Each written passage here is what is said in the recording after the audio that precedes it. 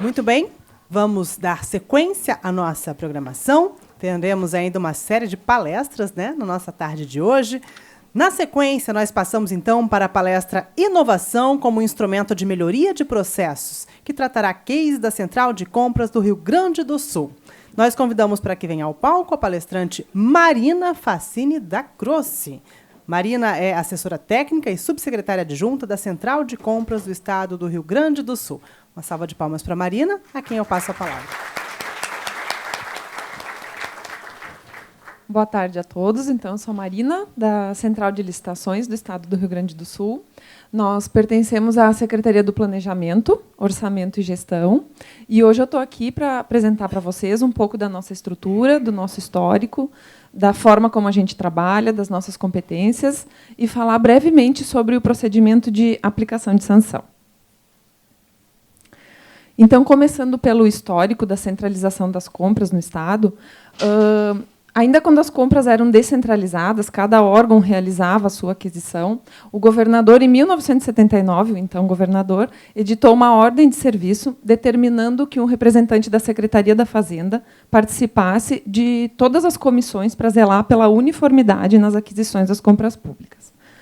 Na sequência, ocorreu a efetiva centralização das licitações, foi criado o Departamento de Administração de Material do Estado, pertencendo ainda à Secretaria da Fazenda, e licitando para toda a administração direta, autarquias e fundações.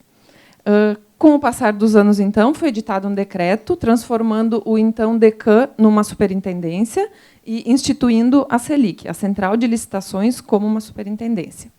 Subsequentemente, então, foi editado um decreto em 2012, onde foi transformada a superintendência em subsecretaria. Atualmente é esse decreto que institui, que regulamenta as nossas competências e a nossa estrutura, é o que está vigente hoje. E nós somos responsáveis pela gestão de compras e alienações de forma centralizada para toda a administração direta, autarquias e fundações. Isso representa em torno de 45 órgãos demandantes. Nós temos 25 secretarias de Estado, 25 secretarias de Estado e 20 autarquias e fundações. Então, são 45 demandantes centralizando as suas necessidades na central de licitações. Essa gestão de compras e alienações, ela inclui também cadastramento de fornecedores, gestão da sistemática de registro de preços, aplicação de sanção, condução do procedimento licitatório em si, pesquisa de mercado, especificação de item, análise de termo de referência, elaboração de edital, tudo que gira em torno do procedimento licitatório. Algumas vantagens que a gente verifica na prática atinente à centralização. Nós temos uma equipe técnica especializada, cada dia mais especializada, focada só naquilo. Os demais órgãos eles não se preocupam em exercer esse tipo de função, eles fazem então somente a dispensa, a licitação é toda nossa no Estado. Hoje, faz mais de 6 anos, nós não temos nenhum apontamento do órgão de controle, então é uma especialização notória, né, da atividade. A economia de escala, o procedimento célere, adequado, a padronização dos atos, segurança jurídica, qualificação do processo e uma efetiva redução dos custos operacionais. Aqui está a nossa estrutura. Nós temos um gabinete da subsecretaria, 2 assessorias, uma técnica e uma jurídica, e contamos com 5 departamentos.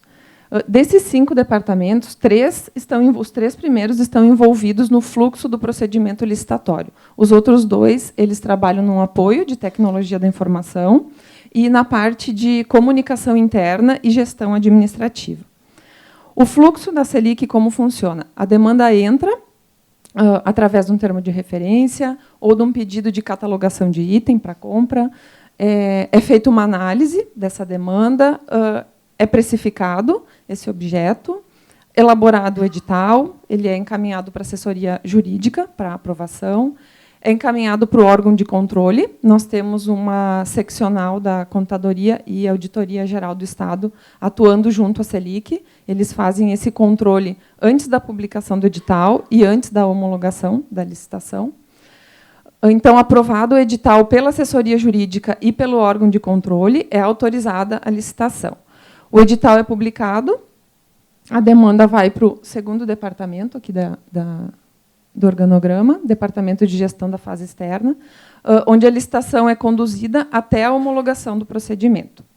Finalizado o procedimento homologado, a demanda vai para o órgão contratante para efetuar o contrato, exceto quando for registro de preços, que aí a demanda vem para esse terceiro departamento aqui, que é o Gestão de Fornecedores e de Registro de Preços. Ali a gente faz a gestão da ata e de todo o sistema de registro de preços, desde o planejamento, né, montagem da compra, enfim, até a gestão da ata. Nós temos hoje uma média de mais de 700 atas por ano. Então, aqui nós temos uma ideia do volume da Central de Licitações do Estado. Nós fizemos uma média dos últimos 4 anos. Então, temos cerca de um pouco mais de 1 bilhão em aquisições, serviços e obras, e cerca de 4 milhões em alienação. Então, tudo isso passa pela nossa Selic. E, considerando o número de lotes, né, não de editais, nós temos praticamente 6 mil lotes, 6 mil licitações por ano, que são conduzidas por nós, pouco mais de 700 atas de registro de preços, 1.182 certificados de fornecedor de Estado emitidos, mais de 2.000 credenciamentos, também emitidos para fornecedores. O credenciamento é a liberação da senha eletrônica para participar de pregão, né? Mais de 3.000 itens precificados e mais de 1.000 itens catalogados no nosso catálogo único. E, para poder operar esse volume, essa demanda expressiva, nós contamos com 2 grandes sistemas operacionais. É o sistema de gestão de compras do Estado, onde a gente processa toda a fase interna da licitação. Ele é dividido em módulos, conforme a fase do procedimento. Então, tem o módulo de pesquisa de preço, o módulo de catalogação, o módulo de requisição de compra, onde o órgão demandante entra no sistema e sinaliza: quero licitar este item. O módulo de segurança interna, o módulo de gestão de fornecedores, de gestão de ata de registro de preços.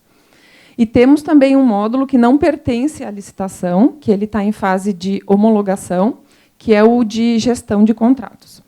Ele está em fase de homologação ainda porque está pendente de integração com outros 2 grandes sistemas governamentais, que é o de finanças públicas do Estado e com o sistema de gestão de obras.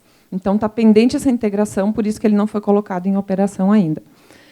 Mas esse módulo de gestão de contratos, ele veio para facilitar a gestão local do órgão demandante da Selic, do órgão contratante, e também para viabilizar uma gestão centralizada e uma visão do todo através do núcleo de governo. Existe um projeto na Secretaria que é de centralizar a gestão de contratos compartilhados, e, para isso, vai se usar esse módulo de gestão de contratos. Contratos como a contratação de estagiários, passagens aéreas, limpeza e vigilância do complexo administrativo, que mais? Grandes contratos em que mais de um órgão utiliza, que hoje eles são, a gente tem uma repetição, né, contratos com o mesmo objeto em vários órgãos. A gente pretende centralizar e fazer uma gestão dentro da Selic. E contamos também com o sistema Compras Eletrônicas, o nosso COI, que ele é equiparado ao Comprasnet do governo federal. Ambos estão integrados, tá? O sistema de gestão da fase interna e o sistema de procedimentalização da fase externa. Então, aqui nós temos o layout do nosso sistema GCE, gestão da fase interna, dividido em módulos, como eu falei. O módulo GCP também tem um layout dele aqui. E aqui também nós temos uma inovação incremental. Estamos construindo o portal de fornecedor do Estado para que toda a comunicação com os fornecedores seja feita eletrônica. A emissão de certificado de fornecedor do Estado, a liberação de senha eletrônica, a assinatura de ata de registro de preços, as pesquisas de mercado, tanto para precificação como para especificação de itens. Enfim, a ideia é todo o contato com o fornecedor ser via portal do fornecedor. Na sequência, então, vou falar um pouquinho do nosso procedimento de penalidades administrativas. A Selic ela passou a atuar nessa área de penalidades, embora já existia essa competência estabelecida em decreto desde 2012, ela passou a trabalhar de forma mais incisiva no ano de 2015, quando os órgãos de controle começaram a nos cobrar em relação a 2 condutas passíveis de sanção, que representam o maior número de ocorrências e são muito frequentes, e até então a gente não considerava como uma conduta a ser sancionada, até por ser muito recorrente, e não enxergávamos assim um potencial ofensivo muito significativo, que é a não manutenção de proposta e a não entrega de documentos. Então começaram a nos cobrar, né, Selic, né, gestor, né, o que vocês estão fazendo? As empresas estão vindo de forma reiterada, não entregam documentos, pode existir um conluio aí, é preciso o gestor tomar uma atitude. Então, nós estruturamos o trabalho, formamos uma equipe, editamos algumas normativas, né. Então, nós temos aqui a competência da Selic para apurar as infrações ocorridas durante o procedimento licitatório e na vigência das atas de registro de preços. As infrações contratuais, nós não apuramos, é o órgão contratante o responsável. Embora ele se utilize muito das nossas normativas e do nosso procedimento, que pode ser copiado, pode ser reproduzido tranquilamente na gestão do contrato. A legislação e as normas, então, atinente à matéria, né? A legislação federal, onde tem as condutas e as respectivas infrações, artigo 86 a 88 da 8666, o 7º da 10520 e o 47 da 12462. Então, essas condutas e as respectivas penalidades, elas necessariamente devem ser reproduzidas no edital da licitação.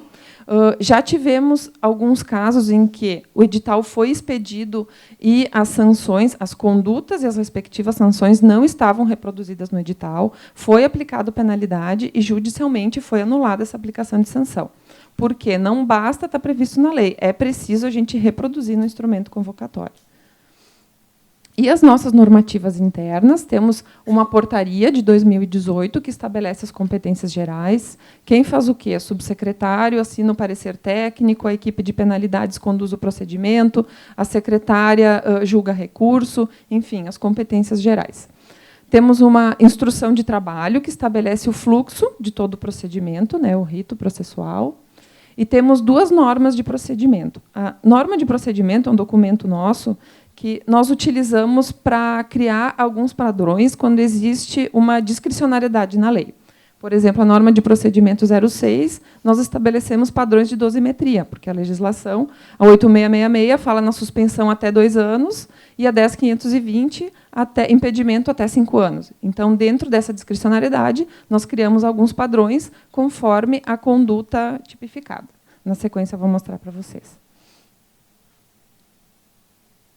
As penalidades administrativas, então, que eu acho que aqui todo mundo conhece, né? 8666 prevê advertência, que tem a finalidade de intensificar a fiscalização e alertar o particular, né? A próxima ocorrência, tu vai receber uma penalidade mais severa. Na licitação, a gente praticamente não usa advertência, porque não tem previsão legal. A multa, que é a única que pode ser aplicada de forma cumulativa. A suspensão temporária de participação em licitação e impedimento de contratar com a administração até 2 anos. A declaração de inidoneidade para licitar e contratar com a administração pública. E a 10520 e a 12462, que prevêem o impedimento de licitar e contratar com a União, Estados, municípios, Distrito Federal, por até 5 anos. Quanto à hierarquia e à amplitude das sanções, a Selic ela sempre utilizou a ideia do Tribunal de Contas da União. Como entende o Tribunal de Contas?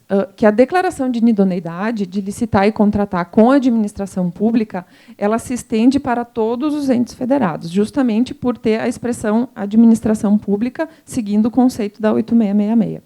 Já o impedimento de licitar e contratar com a União, Estados e municípios, ela se aplica tão somente ao ente em que aplicou a sanção. Já a suspensão, ela teria um efeito extensivo somente no órgão aplicador da sanção. Então, essa sempre foi a nossa linha, diferente do entendimento do Superior Tribunal de Justiça, que equipara a suspensão à declaração de inidoneidade, que deve se estender a todos os entes federados, por não utilizar a distinção entre administração pública e administração prevista na 8666. Surpreendentemente, nós recebemos há pouco tempo um parecer da Procuradoria-Geral do Estado, orientando a Selic a seguir essa linha mais radical do Superior Tribunal de Justiça. Então, nós estamos deixando esse entendimento aqui de lado e estamos seguindo a linha do STJ e do parecer da nossa Procuradoria-Geral do Estado. Então, se uma empresa vem participar de uma licitação na Selic e no Cadastro Nacional, no SEIS, ela tem um registro de suspensão, ela não vai poder participar.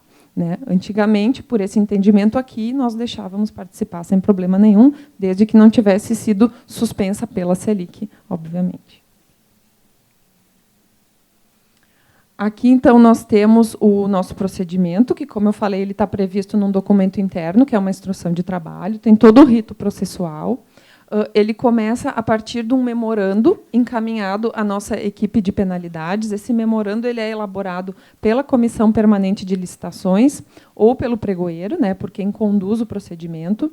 É verificada a infração durante o procedimento, ele faz um relato da ocorrência e encaminha para a nossa equipe de penalidades para fazer uma análise prévia.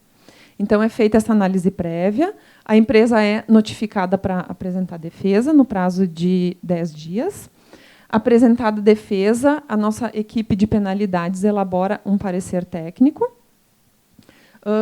O parecer técnico ele é ratificado pelo subsecretário, então o subsecretário é a primeira instância do procedimento. A empresa é notificada da decisão do parecer técnico e também notificada da possibilidade de apresentar recurso, no prazo de 10 dias também. Interposto o recurso, o processo vai para a nossa assessoria jurídica. Então, a nossa assessoria jurídica ela só entra na fase recursal, faz uma análise de todo o processo e também uma análise do recurso em si. E o julgamento recursal é feito pela secretária de Estado. A empresa é notificada da decisão final. Se tiver alguma sanção a ser imposta, ela é inserida nos cadastros restritivos. Nós temos lá no Estado o cadastro de fornecedores impedidos de licitar e contratar, o nosso CEFIL, que é gerenciado pela Secretaria da Fazenda, mas todos os órgãos têm acesso para poder inserir as empresas, né, enfim, no cadastro. E o nosso CEFIL tem integração com o SEIS, que é o Cadastro Nacional. Então, tudo que for inserido no CEFIL está lá no SEIS para todo o país ter acesso.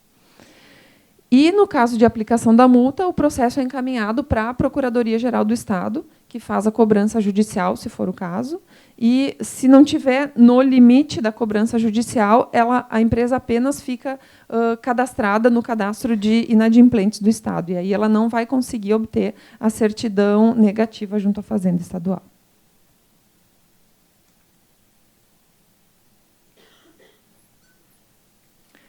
Na sequência, então, a gente, como eu falei antes, nós estabelecemos alguns padrões de dosimetria, porque a legislação ela deixa uma discricionariedade, né? A suspensão ela é até 2 anos e o impedimento é até 5 anos. Então, através do documento interno, norma de procedimento, nós pegamos as condutas mais frequentes ocorridas no âmbito da Selic e estabelecemos um limite de multa e um limite de tempo de restrição em participação de licitação.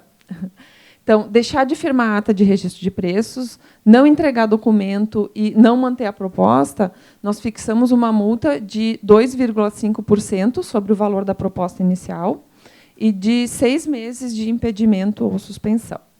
Inicialmente, nós tínhamos fixado um tempo de 3 meses de impedimento. Daí, o que nós verificamos? Que não era uma penalidade efetiva, porque não retirava a empresa da próxima licitação realizada pela Selic, considerando uma periodicidade anual.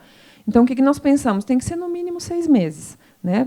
Tem o tempo da tramitação do procedimento, mais a aplicação de 6 meses, para o próximo ano ela está fora da licitação com aquele mesmo objeto.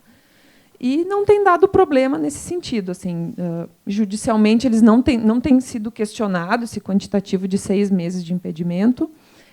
Depois eu vou mostrar para vocês, tem um quantitativo ali de demanda judicial, mas as desfavoráveis elas nunca se apegam a esse prazo de 6 meses de impedimento. Apresentar documento falso, fazer declaração falsa, comportar-se de modo inidôneo, então uma multa de 5% sobre o valor da proposta inicial, mais 2 anos, por ser uma conduta mais gravosa, de impedimento e suspensão. Demais situações que não são muito frequentes, então deixamos uma multa de 5% e 1 ano de impedimento.